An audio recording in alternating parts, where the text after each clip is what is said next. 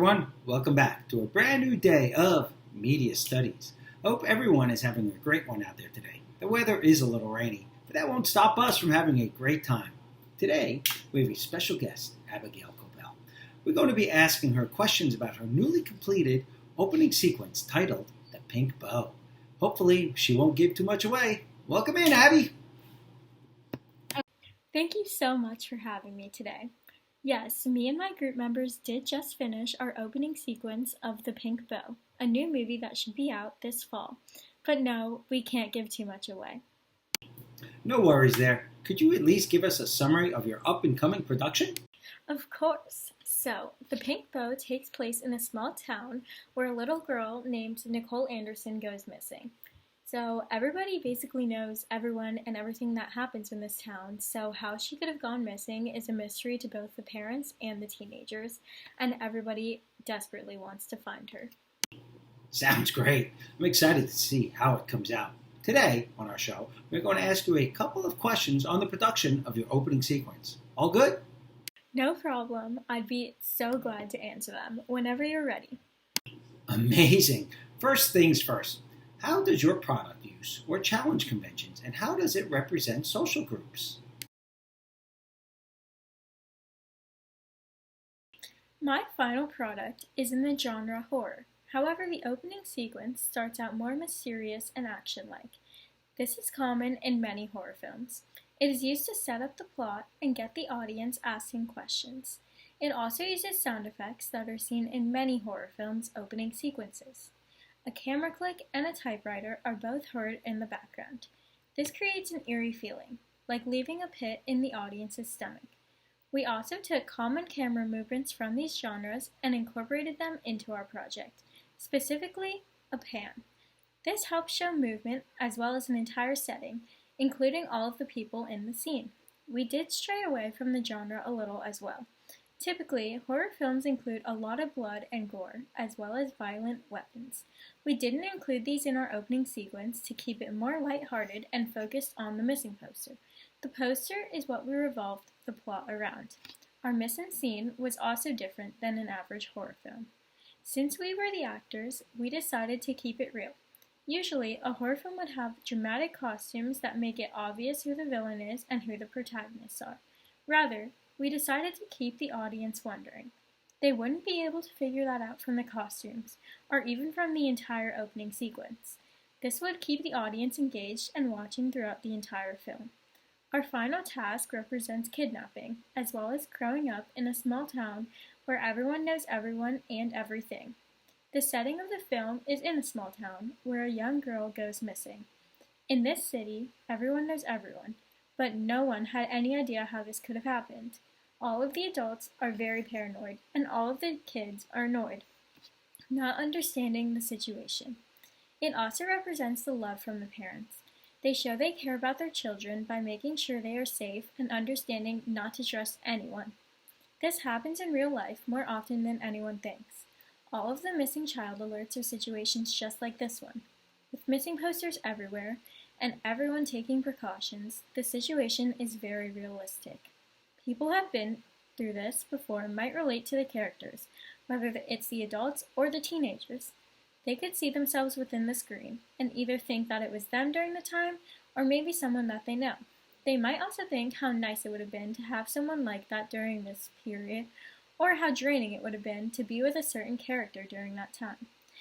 Fans of Stranger Things, It, and Riverdale would most likely be interested. Anyone who likes mysterious, action-packed horror films would enjoy this movie. How does your product engage with audiences, and how would you distribute it as a real media text?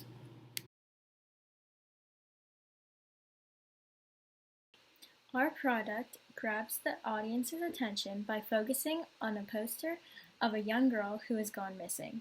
The poster is the main idea in the opening sequence. It makes it clear that it is important and that the audience won't forget it.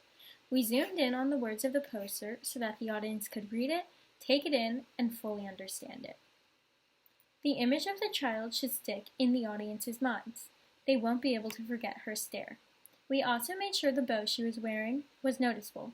It is neon pink and very large, so they won't be able to miss it. I believe the scene where our movie's title appears also keeps the audience around for more. The sound effects spark interest in it, and the color matches the bow. They all tie together. Once again, this keeps the bow in their minds and reinforces the idea that it is important. If the movie was real, it would be distributed within the rest of the film in a movie theater. It is the opening sequence. Therefore, it comes right before the rest of the film. However, there are other ways the project could be interpreted. These couple of minutes could be shown as a sneak peek featured on YouTube or even a morning show such as Good Morning America. I have seen this done before with the show Stranger Things. They showed the opening of the show before it first premiered. Watching that is what really got me interested and excited to watch it. The project could also be edited a little bit to be used as a trailer. All in all, its main purpose, of course, is to be the opening sequence, but it is cool to imagine all of the different possibilities. How did your production skills develop throughout this project?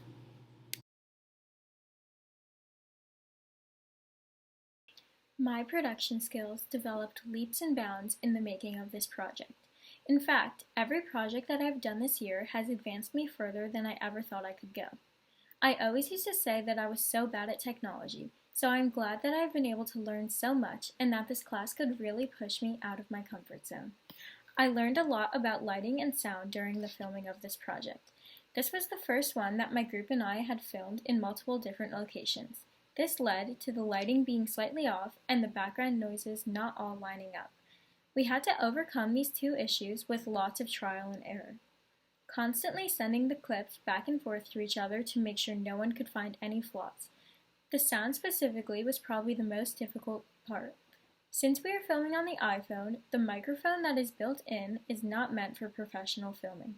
Whenever a plane, car, train, animal, boat, and so much more passed by, we had to completely stop and wait for everything to go silent again, and then continue. It was frustrating when we finally thought we were done filming and then realized the sound was not good in one clip. This meant we had to go back to the location, refilm, adjust the sound and lighting, and do it as many times as it took.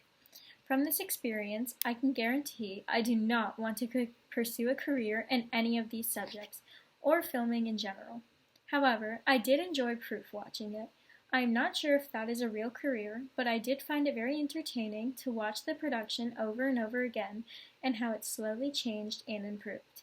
On this subject, I learned how to actually proof watch and criticize work in order to make it better, also known as constructive criticism. This will help in the future with essays as well. I normally will just look for spelling mistakes. In this project, I learned how to actually dig deeper and find things that could be fixed to make it as best as it can be. Things like changing the music, sound effects, tone of the dialogue, and angles. This really interests me as I tried to watch the opening sequence as if I was someone else, for a different perspective. Furthermore, I learned how to use the application Keynote. I've used a MacBook computer for as long as I can remember, and not once did I open up Keynote until this project. I didn't even know what it was. I used it to record a typing word for a title scene. I typed the word "the" and put it in the font American typewriter. Using Keynote, I added the typing effect and then inserted it into iMovie. I know I will be using this effect for many other projects. I am excited to learn what other things I can do on this application. On the note of titles, I was also taught how to insert them into our scenes on iMovie. I would never have figured this out on my own if it wasn't for my group mates. We typed the title in the font and the color that we wanted into PowerPoint. Then we made the background green. This acts as a green screen, so when you insert it over the video clip, only the text stays. This part was actually really fun to me. It was so satisfying watching everything come together instead of just having a bunch of random empty clips. Overall, this project was very beneficial to me, and the skills that I learned will go on to help me in my other classes as well. Every day in media studies, I learn something new and progress as a filmmaker, and I'm grateful to have this opportunity. Tell me, how did you integrate technologies in this project?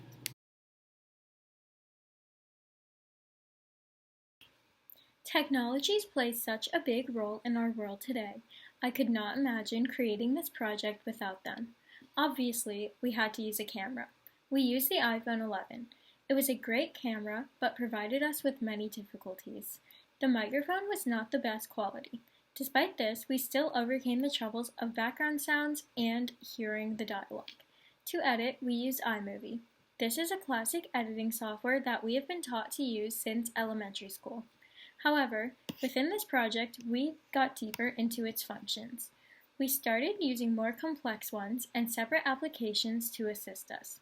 For example, we used PowerPoint to create the titles.